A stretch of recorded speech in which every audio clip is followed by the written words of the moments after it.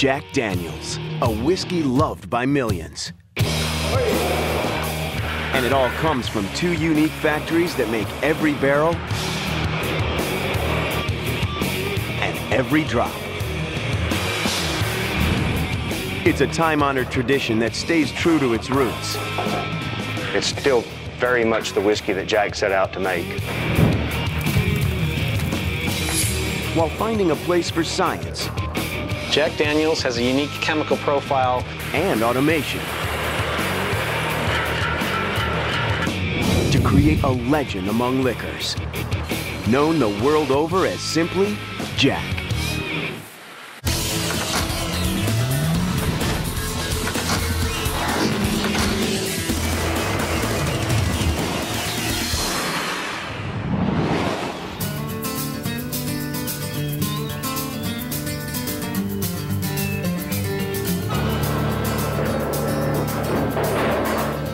Every new bottle of Jack Daniels on Earth comes from this factory in tiny Lynchburg, Tennessee. Possibly the last place you'd expect to find a whiskey maker. The factory sits in the middle of an entirely dry county. For 101 of its 144 years, all alcohol sales have been banned anywhere near Lynchburg, even though making it is the lifeblood of the town.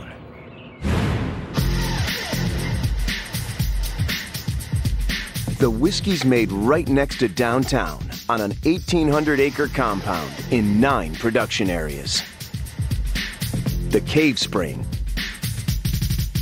grain mill and fermentation area, the stills, the rickyard, and mellowing room, as well as barrel filling, warehouses, and the nearby bottling plant.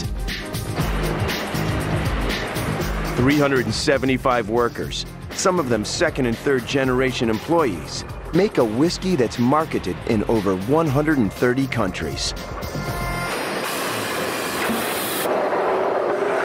Only the barrels are made elsewhere, at a cooperage in Louisville, Kentucky.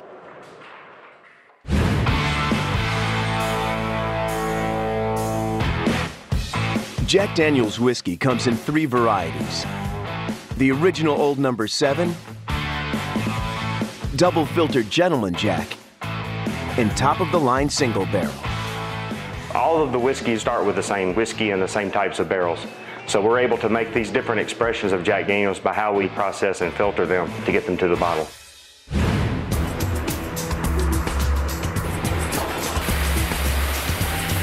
The distillery produces around 150 million bottles of its mainstay, Old No. 7, every year.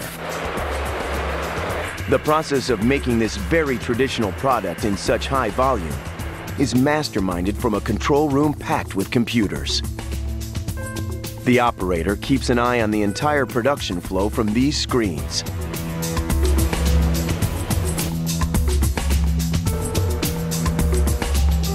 They display 7,000 pieces of information and images captured by dozens of cameras scattered all over the plant. We monitor everything that goes on in the distillery, from the water supply to the grain coming in to the yeast mash. There's 12 monitors here, 60+ screens, and we get alarms every 4 or 5 seconds.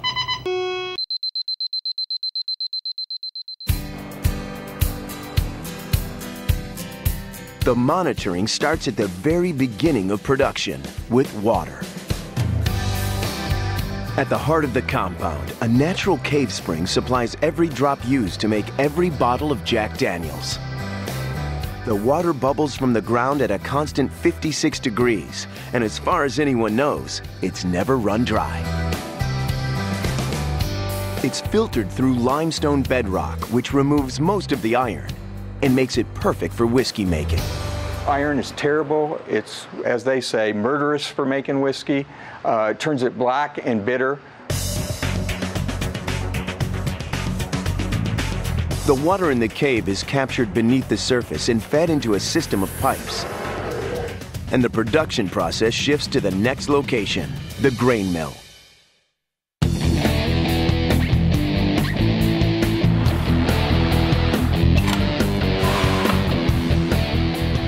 This is prime #1 yellow corn. A total of 1 million pounds arrives by the truckload every day. We weigh every truck in, and then after the truck is unloaded, we'll weigh them back out. And that tells us exactly how many pounds of grain that we bring through the distillery. The reason we do that is distillery efficiency has a lot to do with the quality of the product, and we try to measure the distillery efficiency, you got to know what your raw materials are. Corn makes up 80% of the grain in Jack Daniels, with the rest split between rye and malted barley. Corn contains the biggest part of the starch that we need. Rye is a flavoring component. It's a very pungent grain. Malt contains an enzyme system which will convert all of the starch that we have in the other grains to fermentable sugars. The grains flow into a sealed system, which stores them in one of a dozen 30-foot tall silos. The plant operates basically with 1 day's raw materials on hand at any given point in time. The corn pours into a machine called a hammer mill, and inside it's hit by steel plates rotating at 1,700 revolutions per minute. The hammer hits it, and when it hits it, it pulverizes it at that point. After it's all said and done, what comes out of this mill is basically corn flour. Separate mills reduce the rye and barley to an equally fine consistency. Now the grains are ready to be mixed with water from the cave spring to create a magical mixture that's the foundation of every bottle of Jack.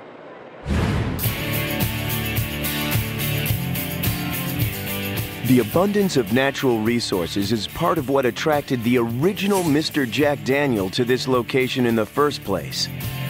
Jack Daniels was a real man. A lot of people think he may have been made up, but he wasn't. His real name was Jasper Newton Daniel, not Jack. The real Jack learned to make whiskey from a local preacher as a teenager. And his was the first distillery to register with the federal government way back in 1866. But many other details of the man and his whiskey are lost, which only adds to the allure of the brand. There are all kinds of mysteries associated with this brand and the man, Jack Daniels. No one knows exactly when Jack Daniel was born or why he made his bottles square. Even the origin of the famous No. 7 brand is an enigma. Some will say it's Lucky 7. Some people say that he had 7 girlfriends and his 7th was his favorite. I'm not sure that's right. Would he have called her Old No. 7? Probably not. Some people say that it was a batch, the 7th batch, and he thought it was the best, and so that was the one that he gave the label Old No. 7. Whatever the real story is, the whiskey stays true to Jack's original recipe. It's still very much the whiskey that Jack set out to make, and we've just carried that tradition forward and taken advantage of better technology. That's especially true of the liquor's next key ingredient, yeast. In a testing lab, a biochemist checks the health of the single-celled microorganism that's used to convert the grains and the water in Jack Daniel's whiskey into alcohol. You have to place a drop precisely on a little groove so that it draws the sample underneath the cover slip to present nicely underneath the microscope. Incredibly, these cells are descended directly from the yeast Jack Daniel used almost 150 years ago. It's something that's been performed since the early days when Jack Daniels was running the distillery, maintaining the yeast culture so that we get the right character of the distilled spirit. Under the microscope, Jack Daniel's yeast has a telltale lemon drop shape, and this batch is in excellent health, reproducing rapidly. I look at it for shape, I look at it for size. I want to make sure that it's budding, that it's actively reproducing itself. This cell is in the very early stages of budding. You can see the small bud. This one's slightly larger yet, and now it's becoming almost the size. The daughter cell is almost the size of the mother cell. Pretty soon that will split off, and then we'll begin the process over. This sample is ready to seed a new generation of yeast in a process which takes place under carefully controlled laboratory conditions. It's critical to keep the culture sterile, to not introduce any bacteria into the system. And we want it to be as active as possible so that it gets into the fermenter and starts fermenting very quickly, outcompeting any natural contaminants that might come in with the grains. This is a live active culture. You can see by the CO2 that's evolving in there, the bubbles that are forming, the foam. That culture is a few days old, and now I'm going to take it and transfer into another culture. First, he sterilizes the test tube with a flame, then transfers the healthy live cells to a solution of yeast-friendly nutrients. The test tube contains just 50 ounces of yeast. As it reproduces and more nutrients added, it's transferred to bigger and bigger containers, ending with these giant vats, where it will work its magic to convert water and grain into alcohol and help keep today's whiskey consistent with the original.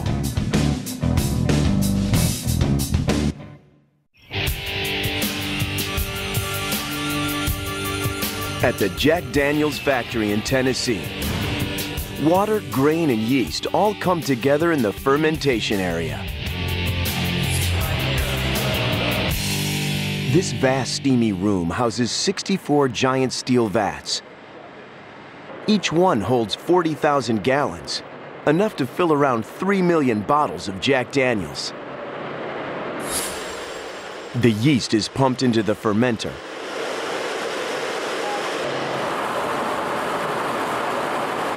while in another vat, the water and grain mixture cooks to create a thick slush called mash. We've heated up to 212, and it'll cook for 20 minutes, and then it's finished. The worker connects a huge overhead pipe to the main line. And when these lights show that the correct temperature has been reached, opens the valve to let the mash in.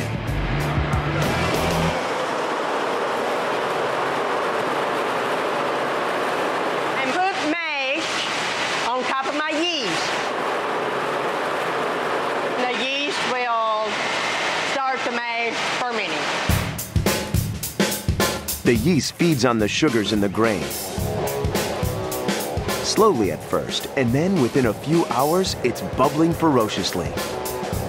The mixture ferments for up to a week under constant surveillance by the operator in the factory's control room. The valve page, I keep that one up most of the time to see what's open, what's steaming, and the temperature of the fermenters. On another screen, a series of numbers shows the consistency of the mash, a crucial factor in maintaining the flow. Pretty much one of the worst things that could happen is the cooker can get thick and it will not agitate, and it could stop up our mash cooler. The yeast converts the sugars in the grain into alcohol in the form of ethanol, creating a heady slush with a pungent and familiar odor. This is what we get after a week of fermentation.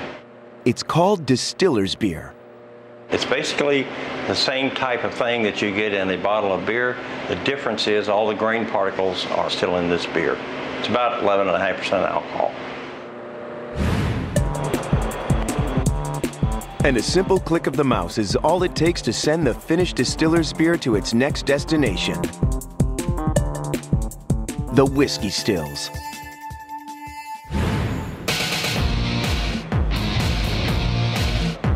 In this towering 60-foot-tall building, 4 enormous stills transform the distiller's beer into a much purer and stronger form of alcohol. It's a process called distillation.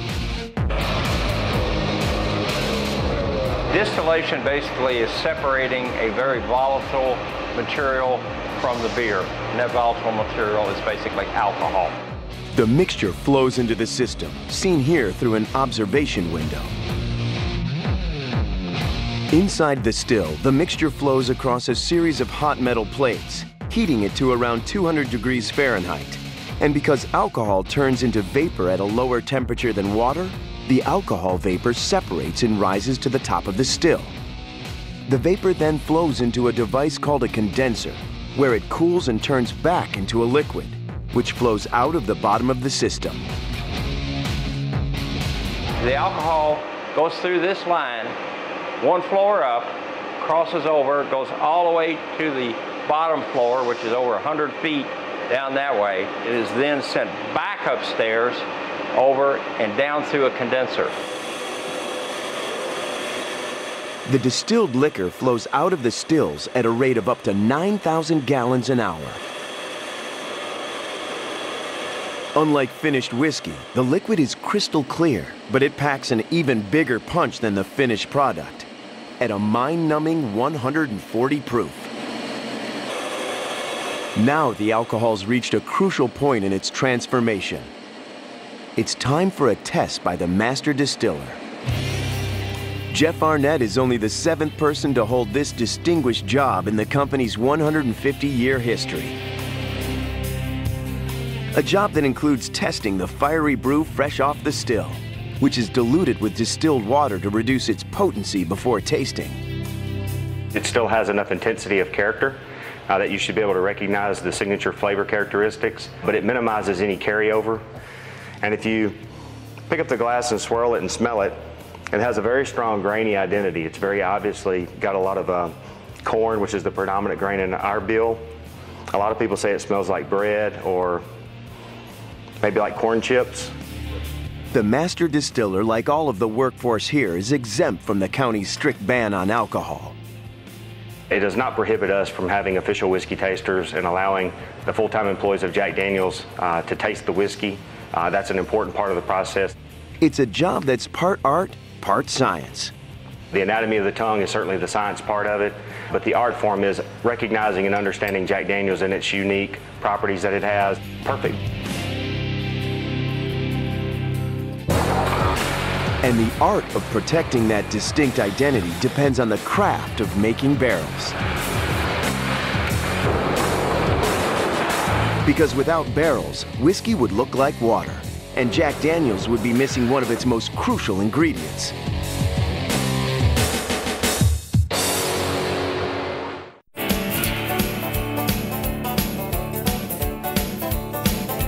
Every Jack Daniel's barrel is made at the Brown-Forman Cooperage, 230 miles north of the Lynchburg compound in Louisville, Kentucky. We've been making barrels here at this facility for over 65 years, and Jack Daniel's has been getting their barrels from here for that same amount of time. Every one is constructed in a traditional manner, held together without screws or glue, so nothing gets in the way of its main job. Barrel plays a very important part of the whiskey making process. It's responsible for 100% of the color that comes into our whiskey and about 40–50% of the flavor.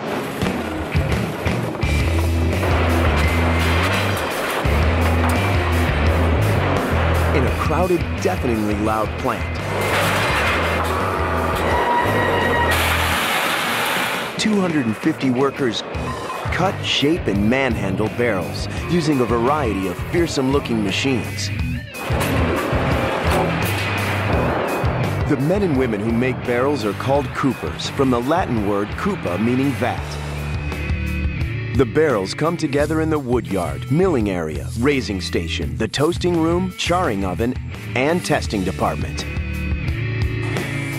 This place turns out 2,000 of the finely crafted containers in a day.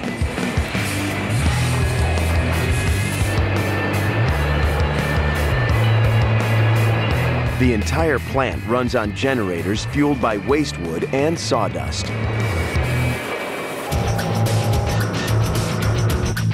The making of a barrel begins in the woodyard, which stores over 17 tons of white oak. There's enough wood here to make 250,000 barrels. The first job in the woodyard is to wait. It's about 50% moisture content.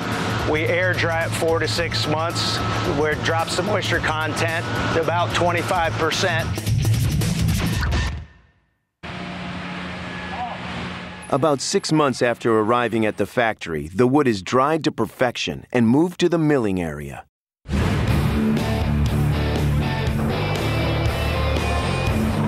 Here, the rough planks, or staves, are fed into a series of machines that cut them to length and width. Then grind the wood so that it will fit together and bend without any gaps or leaks. This is a stave joining machine that has a bunch of knives that are spinning around, removing material from the end of the staves to make the middle wider than the ends are, so the middle of the barrel is wider. They come in like this, then any material is being removed from the middle, and the ends are cut so that the middle is wider than the ends.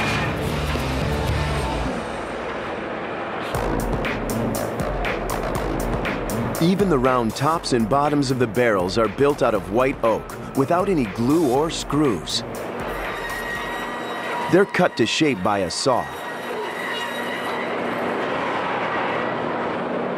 And then a robot dips them in paraffin wax, which temporarily holds the pieces in place.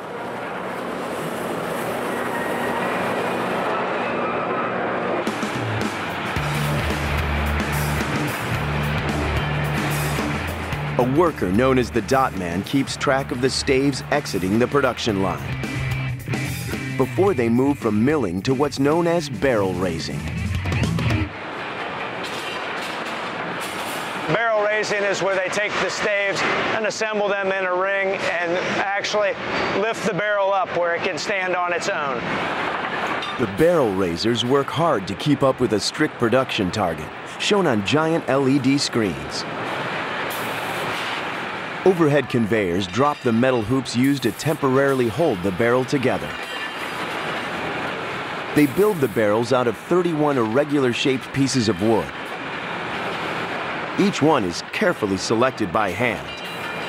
If you don't alternate the pieces of wood as you go around, the barrel won't bend correctly. You put too many narrow staves in a row, they bend a little easier than the wide staves, so it makes a deformed barrel.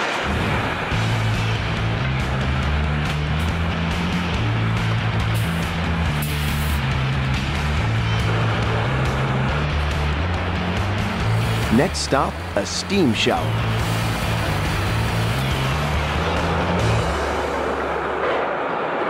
About 25 minutes at 150 degrees softens up the lumber for final shaping.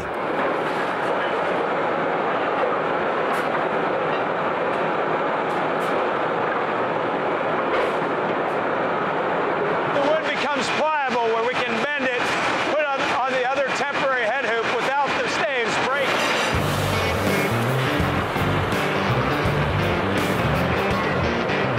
The freshly formed barrel moves on to the next step in the process, a secret room where no cameras are allowed, the toasting room.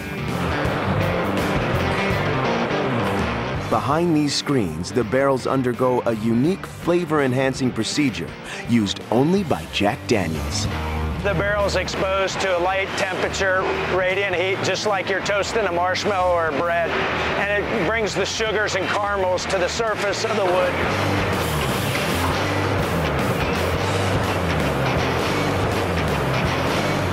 Upon leaving the toasting room, the bare wood inside has a golden sheen, which helps more flavor from the wood transfer to the whiskey during aging. Workers use a mirror to check the color and ensure that the wood is evenly toasted.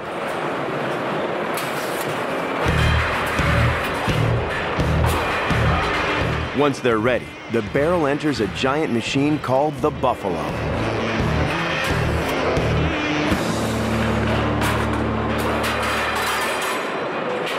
An iron bar flips it off the conveyor and into the machine. The Buffalo inserts 2 more temporary hoops in the center of the barrel.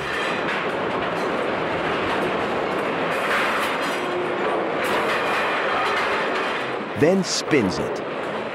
The centrifugal force forces the staves against the steel hoops to tighten the fit.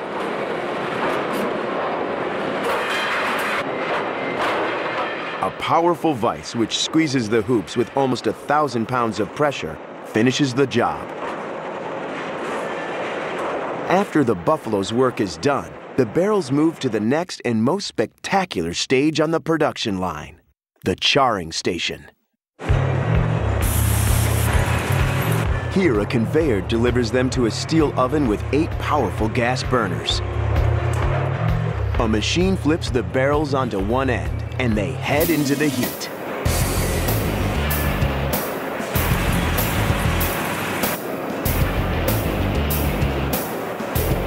Whenever they go in, the flame will shoot up underneath it. And it'll just char the inside of it to a black kind of color. The jets actually set the barrel itself on fire for around 25 seconds. When it comes out, water sprayer underneath it that puts out the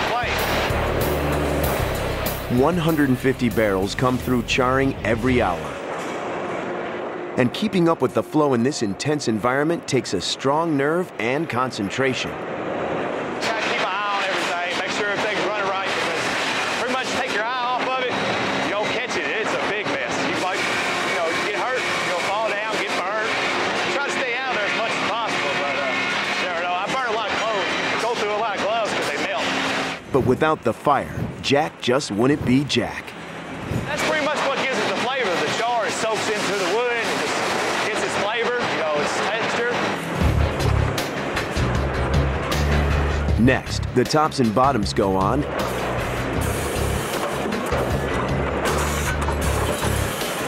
And workers replace the temporary hoops with permanent steel bands using specialized machines.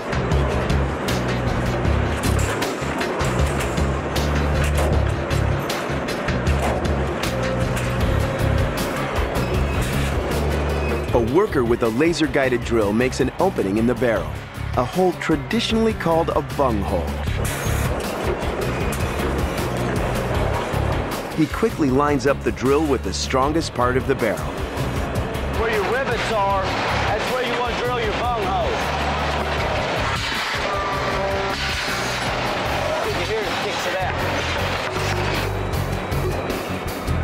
He fills the barrel with air and water under pressure. It puts pressure in it so the guys up there can see where the leaks are. The barrel moves on to its final stop on the production line, testing. Look for leaks, wormholes, streaks, rough joints, like that's sort of rough right there. That water, when it gets mixed with wood, it swells. The wood swells, so stuff like that, it'll stop leaking. If it was any worse than that, you have to take it out, repair it, send it over to my cooper. As a final check, he simply removes the cork and checks the rush of air under pressure. This barrel is ready to roll, marked with the final seal of approval. When we stamp it, that means it's ready to go. And it's got to roll right now. Because an empty barrel is a barrel that's about to fall apart. It's essential to the barrel making process so we get them out as soon as we can. What happens is they dry up, and once they start to dry up, the hoops on the barrel, the metal bands that you see, will actually loosen up and fall off. The barrels hit the road within hours of completion. 8 trucks a day leave the cooperage and head south, because down in Lynchburg, the whiskey is waiting.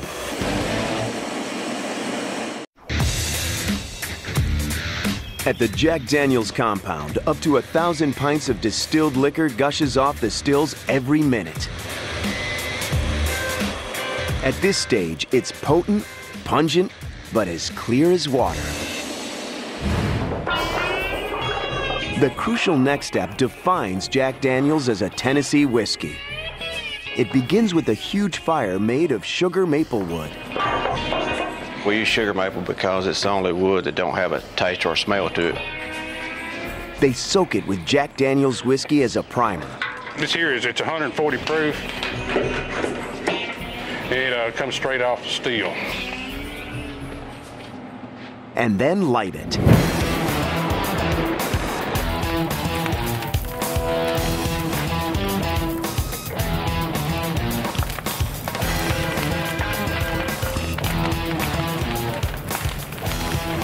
After an hour or so, the fire collapses and the wood turns to charcoal.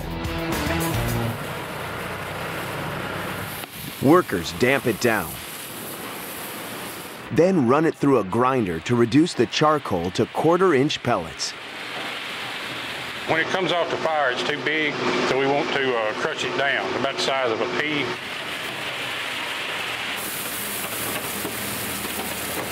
The machine's got two big rotors in it. When it goes down between them, it just crushes the charcoal.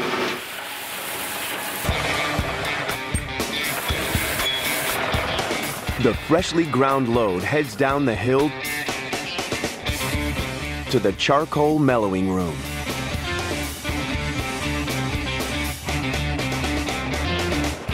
It's headed for one of 72 giant vats.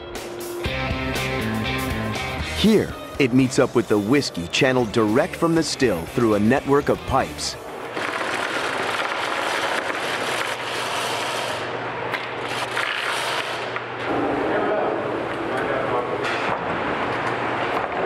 This is all copper. That's important in the process because it actually interacts and strips certain things out of the whiskey as it flows through it. The pipes suspended in Christmas tree formation are peppered with tiny holes, so the whiskey slowly drips through 10 feet of charcoal. Much like a filter on a water faucet, it removes impurities as well as softens the flavors. Every drop of whiskey has got to work its way through 10 feet to get out the bottom.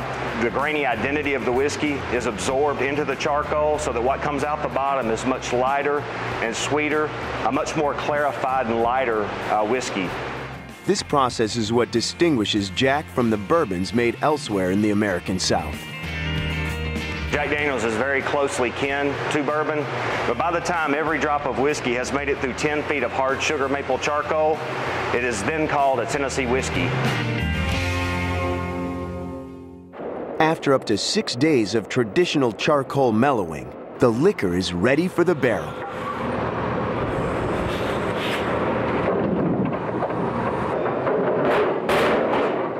"2,000 freshly made beauties arrive at the compound almost every day. These 100-pound oak containers rolled off the Louisville line just a few days ago. And now they're ready for filling with the legendary liquor for which they were made. The distilled charcoal filtered alcohol flows from the mellowing room to the barrel filling area.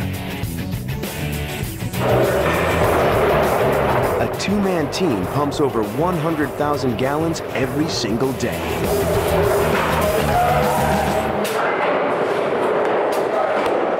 I've been doing it 15 years and I've got it down to a science.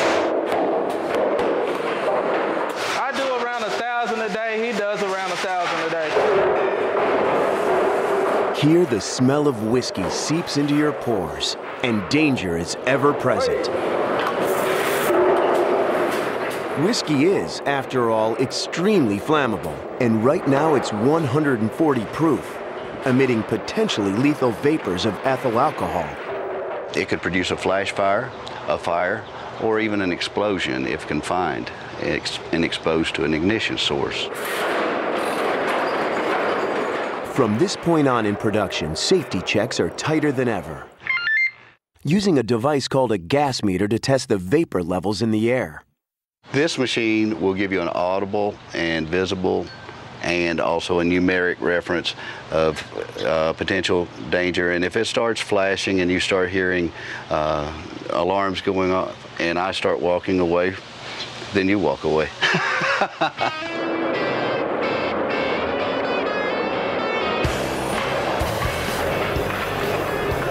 With the barrels safely filled, they're nudged onto a conveyor that carries them outside for loading.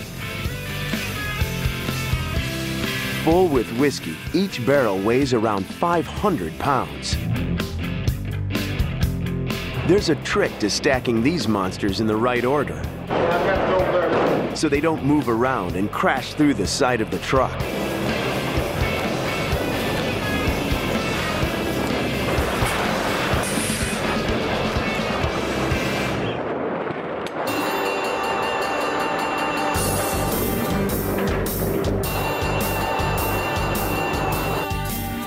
They're heading for one of the warehouses dotted around the area. poking above the trees like castles. It's in these creaky wooden buildings that the distilled alcohol makes its final transformation.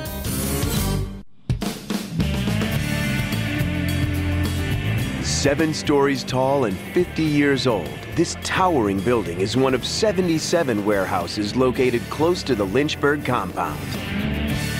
Like most of them, it's stacked full of whiskey, weighing 10 million pounds. A fresh load arrives from the filling station up to 7 times a day.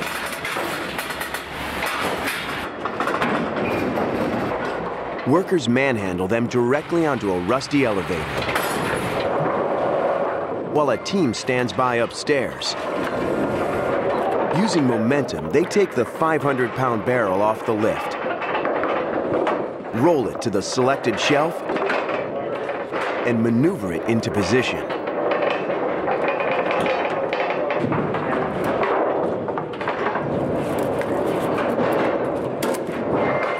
Most of the warehouses have a built-in safety feature that's distinctly low-tech to make sure they don't shift under the weight of all these barrels. We've established plumb lines that run from the roof to the ground floor that basically identify what is the plumb center of this building. And if the plumb line touches the sides of the hull, it means the building is leaning to one side, and new barrels must be loaded in a location that corrects the imbalance. These guys load up to 1,000 barrels in a day, which means they're moving a weight equal to about 100 Ford F-150 trucks. It looks easy, but it's not. Barrels are heavy and awkward to handle, and sometimes things get out of hand.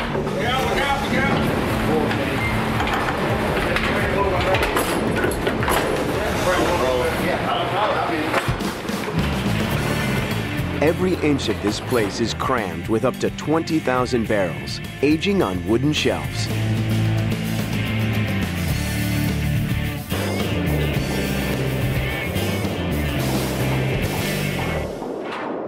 A lot of people don't know it, but the warehouse is really where a lot of the magic of whiskey making happens. As the whiskey sits in the warehouse, the variations in temperature caused by the changing of the seasons makes the wood and the alcohol expand and contract. What that does is it begins to force it through the pores of the wood, so you'll get a lot of interaction, the whiskey passing through the toasted and charred layer. That's where it's going to gain all of its color. It's going to gain over half of its flavor from the barrel. So this is a very, very important part of the process.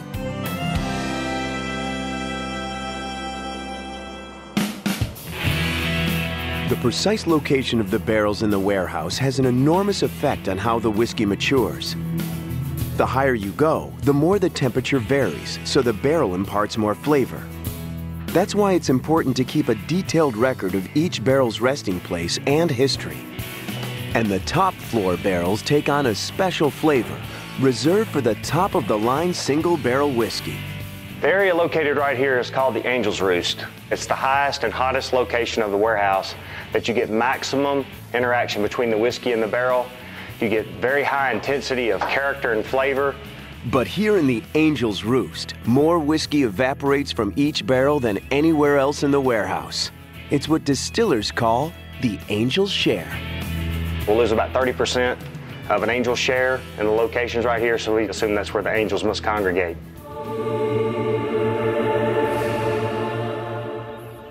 Jack Daniels ages in the warehouse for between 4 and 7 years.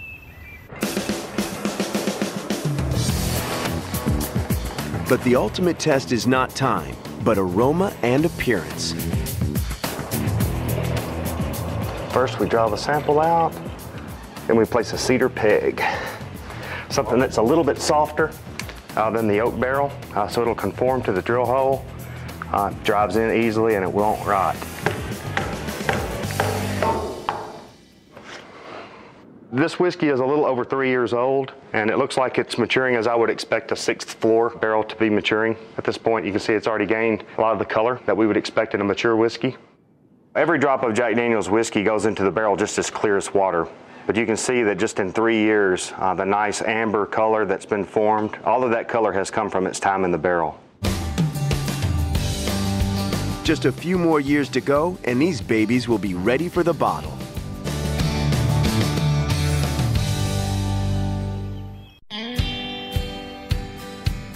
It's finally time for the finished liquor to move on to the nearby bottling plant, where 8 production lines finish the job in a rapid-fire clatter and blur of machinery and glass.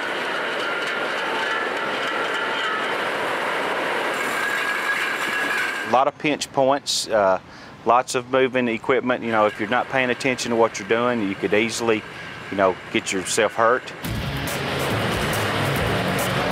The danger from whiskey vapors is higher here than anywhere else. It's a place where cameras are rarely allowed. We're very careful not to introduce ignition sources into this building. The process of getting whiskey into the bottle begins with a box and a dozen empty bottles.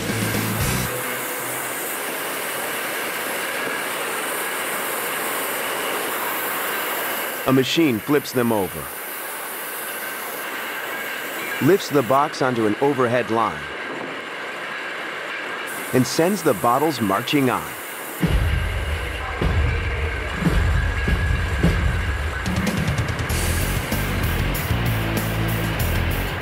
Next, they enter a complex machine that looks like a carousel, where they're held by the neck and raised up to meet an injector. At this point, the whiskey is 80 proof, diluted from barrel strength by demineralized water. The injector fills a bottle in 4 seconds or less.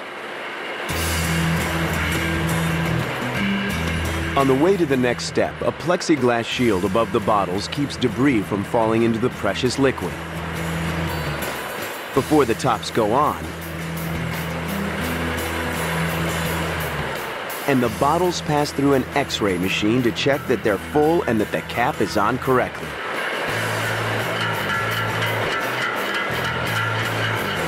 Next, a specialized label pasting machine takes over. On one side, the system sucks in glue. On the other, it takes in labels and gently pastes them onto the glass.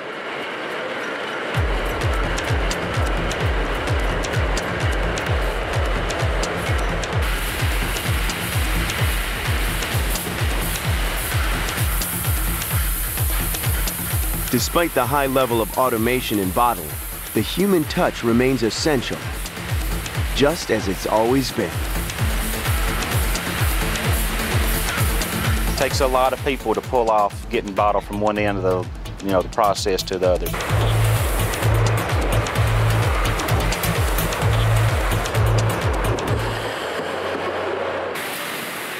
Almost 150 years after Jack Daniel's invention, bottles aren't the only thing pasted with the famous logo. At the Jack store in downtown Lynchburg, you can buy everything from coffee and clothing to mustard and motorcycles. But in the end, it all comes down to the quality and consistency of the whiskey.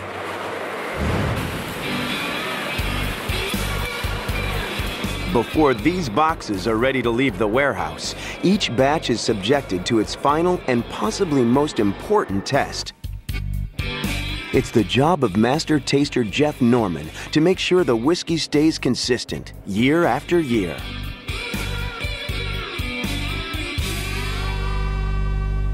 We are in what we call the retains room, and every batch of Jack Daniel's whiskey that we bottle, we actually keep a sample of that batch. We have a 2-year running sample profile here.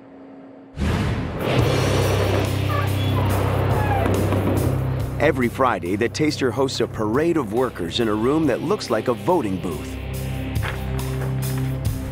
These are the company's official tasters, all employees with regular jobs elsewhere in the plant.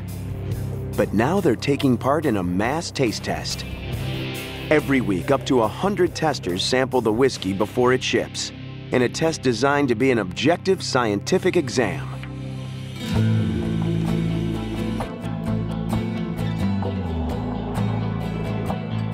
In front of them, 3 unknown, unmarked samples of Jack Daniel's.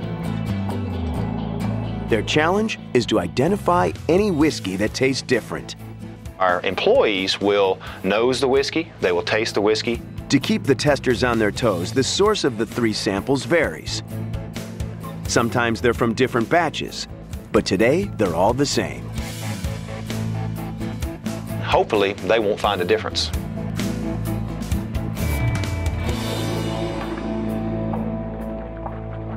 In this case, the testers mark down the correct answers. All 3 samples match. This whiskey is ready for the big wide world. And every drop made with love in one tiny town in Tennessee.